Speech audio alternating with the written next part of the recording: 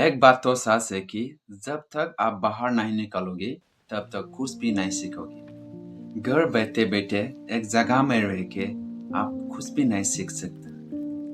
More you speak with strangers, more you will know, you will understand, you will collect the knowledge and ideas.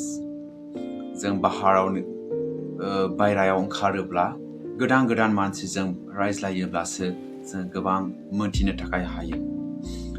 बे संसाराव जोङो just सोलोंनो थाखाय मोनथिनो थाखाय फैदों। जोङो माब्लाबाबो ना बुंनो हाया। जों सोलोंनांगौ गोबां दं। आं नोंथांमोननो खोन्थानांगौ गोबां दं। Why I'm doing this? Because I like it. I love to doing this. I love to teach. I love to motivate people, man. That's why I'm doing this.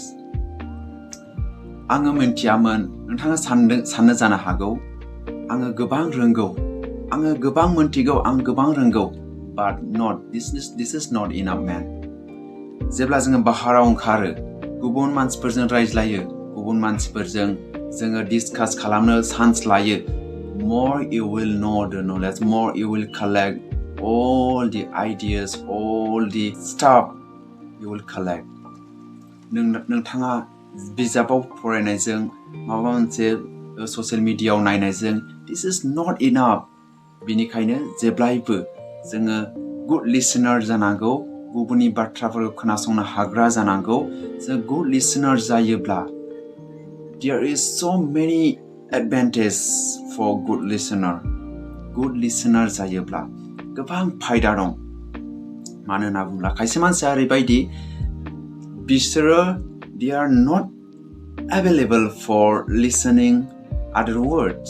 Somebody is speaking, somebody is telling something, but some people are not ready to, not available. They don't open mind to listen.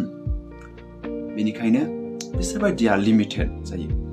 Limited knowledge, limited ना जेरावबो limited. बेनिखायनो जोङो good listener, one of the best knowledge, one of the best lesson I ever collect till that. Good listener, be a good listener, man. गोबां जों सोलोंनांगौ। How you behave, how you treat with people, that's a relationship. You will have to be a good connection with people. जेब्लासिम नोंथाङा good connection खालामनो हागोन, अब्लासिम नोंथाङा गोबां सोलोंनो थाखाय हागोन. If you are not ready to listen, somebody will not gonna tell you, man. बेनिखायनो जों good listener. सोरबा सासेजों माबोरै रायज्लायनांगौ, man. It's very interesting to speak with people. I love it. I love this job. I love to speak with people. I love to speak with new people. New people means new knowledge you can collect this time.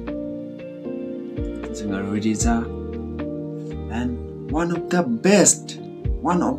greatest lesson you will know about money.